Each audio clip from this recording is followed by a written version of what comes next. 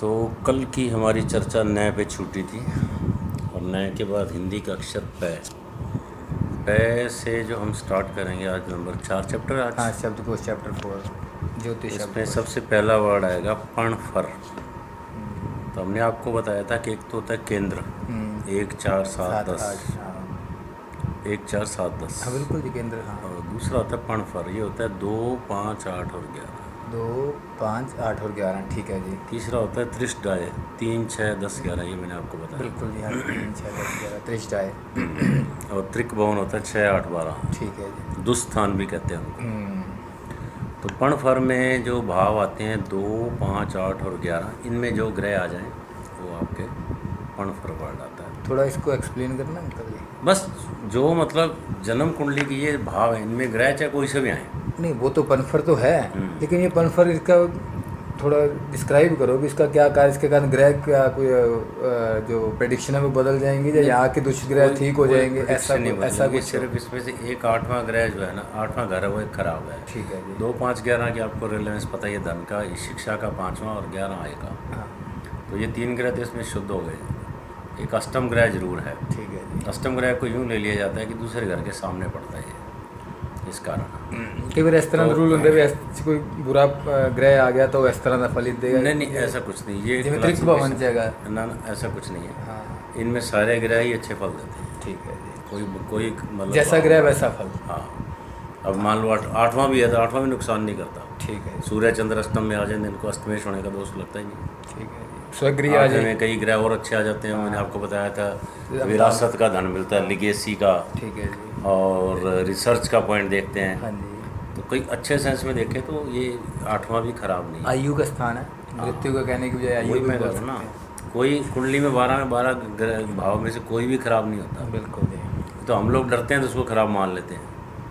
अब छठा अगर रोग का है तो खराब क्या हुआ, रोग बढ़िया उठा, आपको रोग पता लग गया, आपकी बीमारी निकली शरीर में से। अगर आपने अच्छा ग्रह पड़ा होगा देख तो के कोई रोग, हाँ ठीक अब है। अष्टम है, अष्टम में आपको ये पता लग जाएगा कि मृत्यु का कारण क्या है। बिल्कुल जी। अष्टम से ये पता लगता है। और 12वां है, वो ये बताता है कि आपकी मृत्यु होगी कैसे, आपके जीवन का व्यय कैसा होगा, हाँ, आपकी मृत्यु मृत्यु आखिर में मतलब आपने कैसे मरोगे किस तरीके से, ठीक है। वो 12वां घर बताता है। तो छठा रोग, 8वां काज और 12वां कारण, बस। तो ये जो है आपका पणफर हो गया। एक वर्ड आता है, मैं जब भी आप कुंडलियाँ देखोगे, पंचदा मैत्री। विचार, हालांकि इन वर्ड्स की कोई ज़्यादा रेलेवेंसियाँ नहीं होती हैं, ठीक है जी। फिर भी इनको ये ध्यान में रख लेना चाहिए। एक तो होता है नैसर्गिक मतलब नेचुरल, ठीक है जी। एक होता है तत्कालिक मतलब On the इमीडिएट spot। हाँ, ऑन द स्पॉट, वो हो गया, जैसे तत्काल रिजर्वेशन हाँ, होता है बिल्कुल। वो वाला। तो इनके अनुसार इन्होंने क्या है कि 5 ग्रुप बना रखे हैं। ठीक है जी। उसमें से पहला आती है मित्र, दूसरा आती है शत्रु यानी एक्सेस, बिल्कुल। तीसरा है मित्र यानी सिंपल, चौथा है शत्रु यानी अपोजिट, और 5वां है सम या उदासीन यानी न्यूट्रल। ठीक है जी। अब जैसे गुरु और शनि है, ये आपस में सम या उदासीन है ये, बस इस तरह से क्लासिफिकेशन किया हुआ। ठीक है जी। देन एक वर्ड आ गया पे पराशर। पराशर मैंने आपको बताया था कि ये जब ऊपर से ब्रह्मा जी की संतान है, ऊपर से चलते हैं तो ऋषियों की, तो ये भी जो है पराशर, ऋषियों में से, हाँ, वशिष्ठ और शक्ति, ये एक ही खानदान की कड़ियाँ हैं। पराशर, वशिष्ठ और शक्ति। हाँ, शक्ति कौन थे जी? शक्ति भी इनके फादर थे। अच्छा जी, ठीक है। वशिष्ठ तो राम जी के टाइम में थे, उनके गुरु थे। उनके गुरु थे जी। हाँ, उनकी वाइफ अरुंधति थी। फिर आगे शायद शक्ति आए, शक्ति से पराशर है, इस तरह कुछ इसका है क्लासिफिकेशन। बट ये खानदान सारा एक ही, बाप दादे हैं, ये दादे परदादे हैं ये। ठीक है जी। तो पराशर का ही ज्योतिष में सबसे बड़ा योगदान है। लघु पराशरी, व्रत पराशरी, महर्षि पराशर, ये गोत्र है। आपको महर्षि पराशर की ज्योतिषी कर रहे हैं। हाँ, वही कर रहे हैं अपने। भृगु का थोड़ा अलग है। भृगु तो वो थे जिन्होंने विष्णु जी को लात मारी थी छाती पे, वो सब ऋषियों में से एक थे। हाँ, उन्होंने लात मारी थी, तो तब भी वो एग्रेसिव नहीं हुए, और उन्होंने धीरे से ही पूछा कि कवच पहनते थे ना विष्णु जी, लोहे का कवच पहनते थे। जब लात मारी तो उन्होंने पूछा भी आपके चोट तो नहीं लगी? अच्छा, मतलब वो पानी हो गई इस बात से, भाई मैं तो इनको लात मार रहा हूँ, अच्छा, और ये मेरे को पूछ रहे हैं कि आप पैर के चोट तो नहीं लगी आप? अच्छा, तभी से वो उनके कायल हो गए, ये बहुत ग्रेट बंदा है। अच्छा, ये बात है। तो पराशर के संबंध में कहते हैं कि इनको महर्षि का पद केवल इन्हें ही मिला था। ठीक है जी, महर्षि पराशर। हाँ, इनका प्रमुख ग्रंथ है व्रत पाराशर होरा शास्त्र। इस ग्रंथ में 97 अध्याय हैं। इनका समय 7वीं 8वीं शती बताया जाता है, शती मतलब सदियाँ, ठीक है। 7वीं और 8वीं सदी। आज जैसे 21वीं चल रही है ना आज, वैसे, यानी आज से 14 सदी पहले आए थे। परित मतलब व्यास से होता है ये योग का भी है। 27 योगों में से 19वां योग होता है। इसके स्वामी विश्वकर्मा है। प्रथम भाव, ये क्या होता है? जन्म कुंडली का पहला भाव होता है। इसको लगन भी कहते हैं, इसको तन का भाव भी कहते हैं। इससे क्या क्या बातें पता लगती हैं आपने 50 बार डिस्कस कर चुके हैं, फिर भी अपने फॉर सेक ऑफ नॉलेज। हाँ जी। जातक का कद, रूप, आकार, रंग, शारीरिक बनावट, जीवन शक्ति, स्वास्थ्य, पौरुष मतलब शक्ति, ठीक है जी। पुरुष की शक्ति, दिखने में कैसा होगा? वीर शक्ति, पौरुष उसको कहते वो हैं। लगन से होगा? हाँ जी, अच्छा, उसी से पता लगेगा। ठीक है। व्यक्तित्व, जीवन के संघर्ष, आदर सम्मान, ऐश्वर्य, कुशल मंगल, सिर मुख का ऊपरी भाग, ये सिर, माथा। हाँ ये मुख का ऊपरी भाग, सद्गुण, आयु। यहाँ तक आ गया जी प्रथम, इससे ऊपर? बस ये सारा यही प्रथम ही। हाँ, इससे ऊपर ये वाला। आयु, जीवन का आरंभ, संपूर्ण जीवन के विषय में संकेत, ये पहले भाव से है। पंचम भाव, ये भी पे आता है।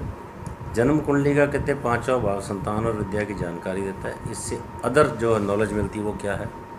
स्वाभाविक झुकाव, यानी नेचुरल अटैचमेंट। इसी का आगे दूसरा वर्ड बन जाता है प्रेम। ठीक है जी। इसीलिए पंचम भाव से प्रेम भी देखा जाता है। ठीक, आनंद भी आ गया, मनोरंजन आ गया, सुख आ गया, कला की क्षमता, लॉटरी, जुआ, ये सट्टा, ये सब इसके 5वें घर के कारक हैं। प्रेम ये आ ही गया। नैतिकता, अब प्रेम और नैतिकता में फ़र्क क्या है? वो तो मोरालिटी हो गई जी। प्रेम तो लव हो गया जी। प्रेम लव नहीं, एक प्रेम में भी आजकल धोखे हैं। अब वो तो अगर प्रेम में भी धोखे है ना, नहीं है तो सही। तो नैतिकता भी इसका अगली कड़ी होगी ना, भी आपके अंदर मोरालिटी कितनी, भी आपके सच्चाई कितनी है। बिल्कुल सच्चाई कितनी। अब आपके 5वें घर में गुरु आ गया और आपको किसी से प्रेम हो गया तो आपका सात्विक प्रेम हो गया। बिल्कुल। 5वें घर में राहु आ गया तो वो आपका प्रेम हो गया तामसिक प्रेम, वासना वाला प्रेम। ठीक है। कई लोग ऐसे होते हैं क्यों लड़की फंसाने के चक्कर में होते हैं, ये अपना काम, उनको कोई लेना देना नहीं है, किसी तरह फंस जाए। कई लोग ऐसे होते हैं कि लड़कियां चला के आती हैं, वो अवॉइड करते हैं।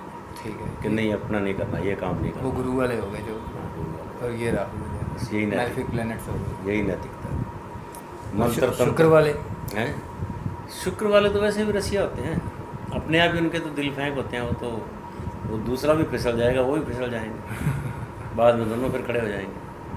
खड़े मतलब अपने आप, तू तेरे घर में बैठ और क्या। मेरे शुक्र है ना 5 में। हाँ, तो उच्च विद्या होगी, प्राप्ति, बुद्धिमानी, ये इंटेलिजेंस, आध्यात्मिक उन्नति, ये बहुत बढ़िया पॉइंट है। यानी कि इंटेलेक्चुअल प्रोग्रेस, आपके अंदर कितने इंटेलेक्चुअल लोगों से क्या क्या संबंध है आपके लाइफ के अंदर, कितने हाई फाई लोगों से आप जुड़े हो, किन लोगों से आप मिले हो, ये सारा का सारा 5वें घर से देखा है। ये बहुत इंपॉर्टेंट वर्ड है। ये इसमें रिलीजियस भी आ गया, आध्यात्मिक में रिलीजियस उन्नति का आपने क्या वर्ड? आध्यात्मिक का मतलब रिलीजियस, इंटेलेक्चुअल वर्ड है प्रॉपर। इंटेलेक्चुअल, हाँ, प्रॉपर तो वो है। ठीक है। आध्यात्मिक का मतलब रिलीजियस से कह लो, स्पिरिचुअल कह लो, हाँ, वो तो इंटेलेक्चुअल, वो तो एक ही बात। तीनों चीज़ें एक से ही। ठीक है। देन आता है प्रतिष्ठा मुहूर्त। अश्विनी, रोहिणी, मृगशिरा, पुनर्वसु, पुष्य, हस्त, श्रवण, धनिष्ठा, उत्तरा फाल्गुनी, उत्तराषाढ़ा, रेवती और उत्तरा भाद्रा। इन नक्षत्रों में कहते हैं सोमवार, बुधवार, गुरु और शुक्रवार। और इन वारों में भी तिथियां कौन सी? शुक्ल पक्ष की पहली यानी प्रतिपदा, फिर दूसरी, फिर 5वीं, फिर 10वीं, फिर त्रयोदशी और फिर पूर्णिमा। देन कृष्ण पक्ष की प्रतिपदा यानी पहली, द्वितीय और 5वीं। इन तिथियों में प्रतिष्ठा करना शुभ होता है। ये उनके काम के, जो लोग प्राण प्रतिष्ठा करते हैं, मूर्तियाँ रखवाते हैं, मूर्त निकलवाते हैं वैसे जी, है ना जी। मान लो किसी ने मूर्त कटने रहा, इतों कैलकुलेट करते हैं। प्रतिष्ठा के लिए कहते हैं स्थिर संज्ञक राशियाँ, यानी वृष, सिंह, वृश्चिक और कुंभ, 2, 5, 8 और 11। स्थिर राशियाँ, स्थिर लगन। हाँ, ये शुभ होती हैं। उत्तरायण में बृहस्पति, शुक्र और मंगल के बलवान होने पर ही प्रतिष्ठा करानी चाहिए। देन आपका जो है प्रतिमा निर्माण मुहूर्त, प्रतिमा जैसे बनाते हैं मूर्तियाँ, तो उसके लिए मुहूर्त कौन कौन से हैं? पुख्य, रोहिणी, श्रवण, चित्रा, धनिष्ठा, आर्द्रा, अश्विनी, उत्तरा फाल्गुनी, उत्तराषाढ़ा, उत्तरा भाद्रा, हस्त, मृगशिरा, अनुराधा और रेवती। इन नक्षत्रों में सोमवार, गुरुवार और शुक्रवार, और इन वारों में दूज, तीज, 5, 7वीं, 11 और 13 जी हाँ। तो इन प्रतिमा तिथियों में निर्माण आप जो है प्रतिमा का निर्माण अगर कराते हो, शुभ है। ये यहाँ रेलेवेंस नहीं है। उड़ीसा साइड में खूब मूर्तियाँ बनती हैं, जयपुर में खूब बनती हैं पत्थर की मूर्तियाँ। तो इन मूर्तों में अगर आप प्रतिमा का निर्माण करते हो तो आपके ज़्यादा मान्यता होती है। ठीक। अब मूर्तियों का आपने रेलेवेंसी कभी सोची नहीं क्या होती है। एक मूर्ति तो यहाँ लगी है हनुमान जी की, बिल्कुल जी, एक मूर्ति कहीं और लगी है। फर्क है वाकई जी। अब एक बालाजी का मंदिर है तिरुपति धाम, ठीक है जी, करोड़ों अरबों रुपये चढ़ रहे हैं। हाँ। अब एक सत्या साईं की यहाँ लगी मूर्ति, इसकी शिरडी साईं की, और एक वहाँ लगी है। फर्क बिल्कुल जी। ये फ़र्क है मूर्तियों का। हर मंदिर, एक पद्मनाभ मंदिर है केरला में, यहाँ पे नीचे यहाँ अंडरग्राउंड 5 लाख करोड़ का वो सोना बोल रहे हैं। हाँ, तो वो मतलब वो उस जगह की रेलेवेंसी और उस मूर्ति की रेलेवेंसी है। वो मूर्ति खींच रही है। एक तो वो निर्माण मूर्ति में हो सकता है, बढ़िया मूर्ति में बनी हो, फिर उसकी प्रतिष्ठा, प्राण प्रतिष्ठा लगा, वो भी मूर्ति में ही हो गया ना जी। देन आता है प्रश्न विचार। प्रश्नों का उत्तर देने की बहुत विधियां हैं। एक तो होती है जी केरलीय विधि, दूसरी होती है स्तूप पद्धति, तीसरी होती है अंक ज्योतिष, चौथी होती है भारतीय ज्योतिष। ये ऊपर वाली जो केरलीय और ये स्तूप मेथड्स हैं। केरली उस साइड का कोई है जो अपने इधर प्रचलित नहीं है। प्रचलित नहीं है ना, स्तूप वाली भी है, प्रचलित नहीं है। अपने तो अपने तो भारतीय और अंक ज्योतिष भी थोड़ा बहुत चलता है, लेकिन अंक ज्योतिष के रिजल्ट इतने रेलेवेंस नहीं है ये। तो ग्रह नक्षत्रों के शुभ अशुभ फल द्वारा यहाँ अंतिम पद्धति स्पष्ट करते हैं, यानी भारतीय ज्योतिष को। अब भारतीय ज्योतिष चीज़ क्या है, इसको समझो आप।